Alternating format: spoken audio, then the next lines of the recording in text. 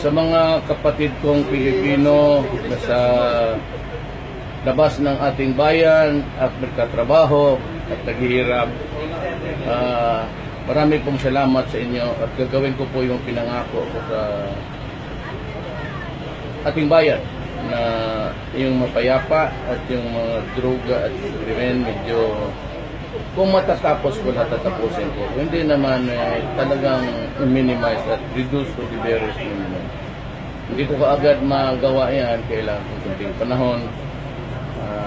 Maasahan ninyo na talagang maglilingkod ako sa bayan. Baka balang araw, 6 years from now, ang Pilipinas umunlad at pwede na ako kayong umuwi. In the meantime, nandito po ako sa Davao at kung makabakasyon kayo, paminsan-minsan, may panahon kayo, niyaya ko po kayo dito sa Davao at saan ba dito maganda? Nandito yung durian.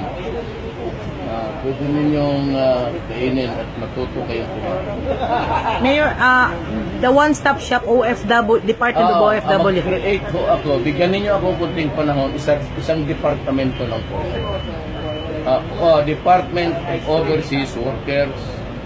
Pagpasok ninyo dyan, bigyan kayo ng listahan kung ano ang ipoproduce ninyo.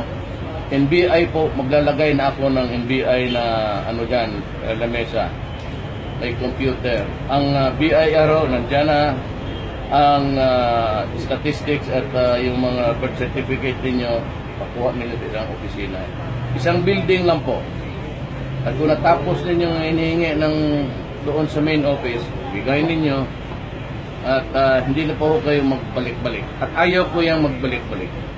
Isang lakaran lang po, isang listahan sa requirements. Hindi na po dagdagan at hindi nakunan yan. Yun na yan at makumpleto ninyo sa isang building kung malapit ng isa't isang yung foreign affairs, passport ninyo, NBI, clearance. Diyan ako. Isang building na po kayo.